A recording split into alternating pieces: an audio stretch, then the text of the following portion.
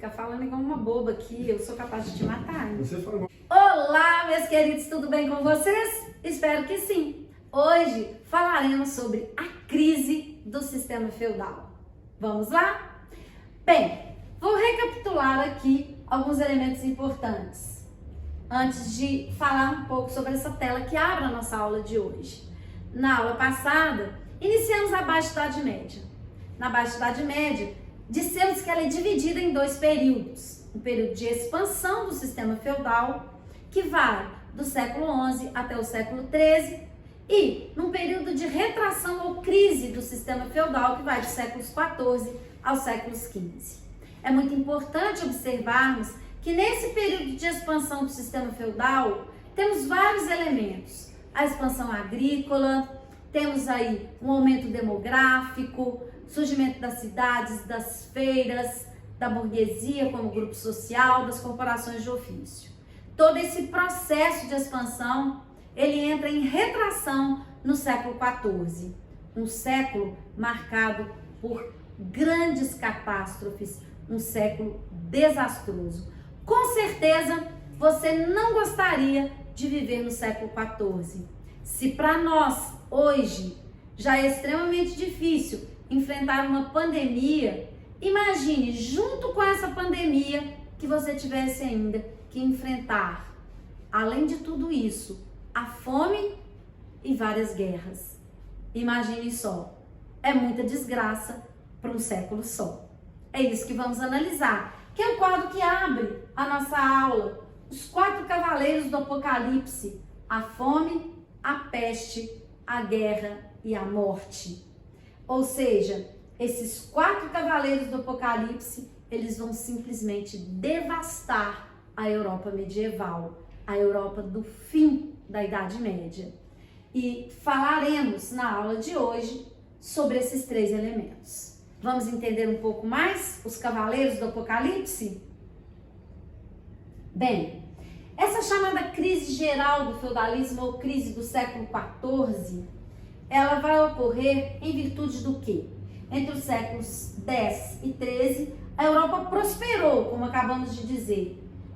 Houve o crescimento da população e das cidades. E no século XIV, inicia-se uma crise prolongada, uma crise generalizada, como já descrevemos aqui. O primeiro elemento analisado nessa crise será a fome. Vejam bem o que vai ocorrer. Toda aquela inovação técnica, expansão das áreas cultiváveis que ocorreu no período de expansão do sistema feudal, ele levou a alterações climáticas muito sérias. Devastação de florestas, irrigamento de pântanos, toda essa ação do homem sobre a natureza acabou levando a um desequilíbrio ambiental. É o que vivemos hoje, né? Na verdade, estamos num momento de ápice de toda essa devastação ecológica. Então, no século XIV, olha o impacto que já teve essa devastação no século XIV. Essas alterações levarão a alterações climáticas significativas que acabariam impactando sobre a produção agrícola. Temos um declínio da produção em virtude justamente desses fatores, a expansão das áreas cultiváveis, as condições climáticas desfavoráveis, chuvas, geadas, nevadas e as técnicas inadequadas de cultivo. Essas técnicas, elas vivem um momento de estagnação e isso acaba levando a uma fome generalizada. Quem tem fome, obviamente, fica muito mais suscetível a doenças. E foi por isso que a peste negra, ela teve um efeito devastador sobre a Europa medieval. Bem, a peste negra, ela encontrou então uma população europeia enfraquecida pela fome, que se tornou extremamente vulnerável a essas moléstias contagiosas. Qual que foi o efeito da peste? 1/3 da população europeia simplesmente desapareceu. E qual era a mentalidade? Que a peste negra, ela era um sinal da ira divina, um sinal dos tempos, que Deus estava castigando a população por todos os seus pecados. Então, quem não morria de peste, muitas vezes, era atacado por grupos radicais, porque se não morreu de peste e era um pecador, tinha que morrer de qualquer jeito. A peste não escolheu cara, não escolheu condição social, matou indistintamente ricos e pobres, exatamente como o que estamos vivendo agora. O coronavírus não escolhe condição social, embora, obviamente, como sabemos, os mais vulneráveis, aqueles que se encontram em áreas onde a condição de higiene e a própria condição de imunidade agravada por questões, principalmente de carência alimentar, estão mais suscetíveis à doença. Então, não é muito diferente da peste. Muito já foi dito dessa relação entre a peste negra, a gripe espanhola e o coronavírus. Então, e são comparações absolutamente pertinentes.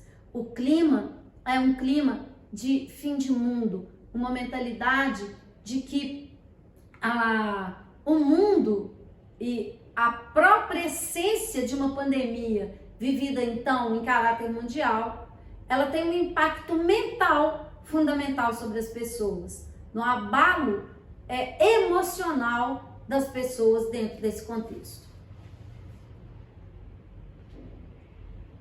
Bem, então, o que eu acabei de dizer, né? As condições de higiene na Europa eram péssimas, o lixo e as casas eram lançados às ruas, não havia encanamento ou esgoto, e tudo isso contribuiu para que uma terrível epidemia de peste atingisse todo o território europeu.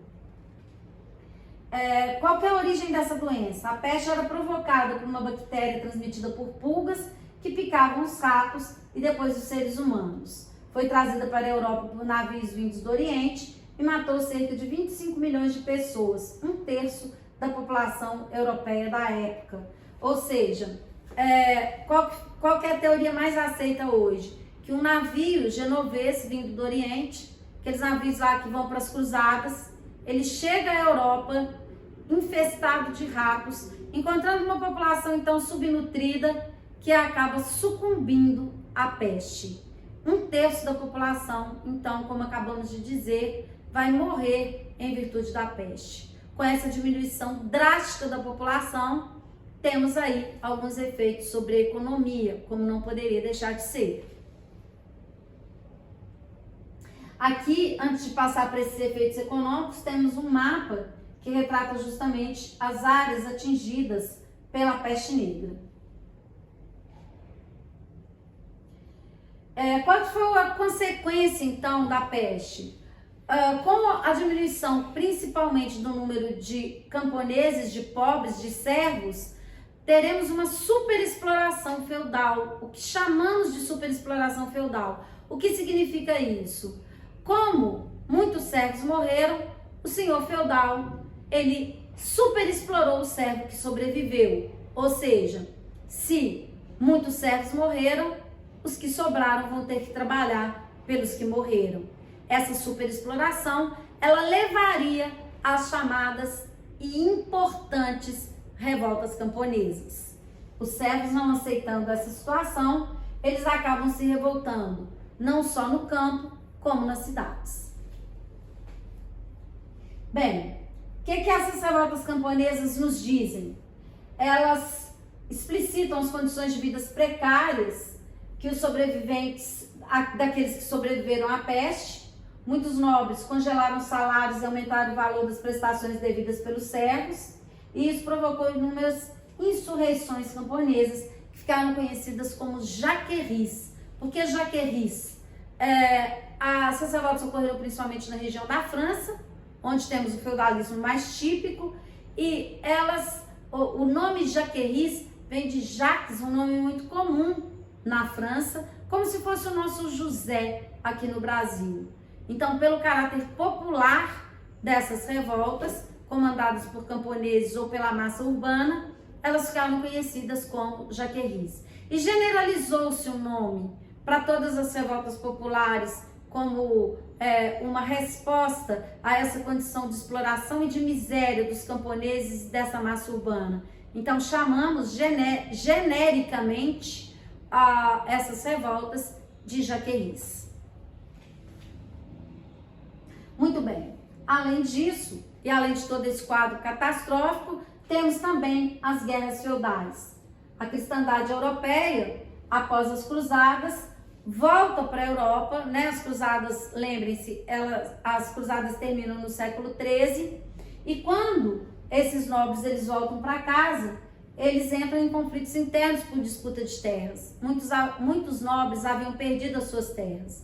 Então temos aí alguns exemplos de guerras que foram muito importantes como fatores desencadeadores da crise do feudalismo, porque na verdade essas guerras enfraquecem a nobreza. São guerras entre a nobreza especialmente, como a Guerra dos 100 Anos, a Guerra de Reconquista e a Guerra das Duas Rosas. Falaremos brevemente sobre elas, porque essas guerras estão na origem da formação dos Estados Nacionais e só aprofundaremos nessas guerras quando falarmos dos Estados Nacionais. A Guerra de Reconquista foi uma guerra ocorrida na Península Ibérica para expulsar os muçulmanos da península. Na verdade, ela é vista também como uma cruzada, como vimos em nossa aula passada. Então vejam bem, o processo histórico conhecido como Guerra de Reconquista consistiu na retomada dos territórios conquistados pelos mouros, berberes que professavam a religião muçulmana, na Península Ibérica. Apesar de boa parte dos historiadores considerarem a Reconquista restrita ao século XV, é possível afirmar que ela se compôs de uma série de batalhas ocorridas entre os séculos VIII e o século XV. Então, é uma guerra de cristãos contra muçulmanos que vai ocorrer justamente e de forma mais acirrada nesse período da crise do feudalismo. Estudaremos com mais detalhes essa guerra na formação dos países ibéricos, Portugal e Espanha. A Guerra dos 100 Anos, talvez a mais famosa delas, que foi um conflito que ocorreu entre 1337 e 1453, durou então mais de 100 anos, e foi um conflito entre a França e a Inglaterra motivado por disputas políticas e econômicas. Já falei a data, alternando períodos de combates e de tréguas, e com participações até hoje lembradas, como por exemplo a participação de Joana d'Arc, como vemos representada aí, Não aprofundaremos porque também voltaremos na figura de Joana d'Arc e faremos um trabalho sobre as grandes mulheres da Idade Média e falaremos necessariamente sobre Joana d'Arc. E por fim, a Guerra das Duas Rosas, que foi uma guerra ocorrida na Inglaterra. A Guerra das Duas Rosas nasceu de uma longa disputa entre duas dinastias, como se fossem duas famílias. Os Lancaster, que detinham a coroa real e um brasão com uma rosa vermelha, e os York, que aspiravam ao poder e que traziam consigo uma rosa branca pelo trono inglês. Aqui temos a representação, da rosa de Lancaster vermelha e da rosa de York branca, que se fundem, vamos ainda estudar sobre esse processo, formando a rosa Tudor, ou a dinastia Tudor, uma dinastia importantíssima na história inglesa e que veremos em aulas posteriores. Muito bem, espero que tenham gostado, espero que tenham entendido. Finalizamos hoje a Idade Média e ainda aprofundaremos nesse tema através de todos os trabalhos e todas as pesquisas que desenvolveremos sobre esse importante período. Um beijo para vocês, espero que tenham gostado. Até a próxima aula.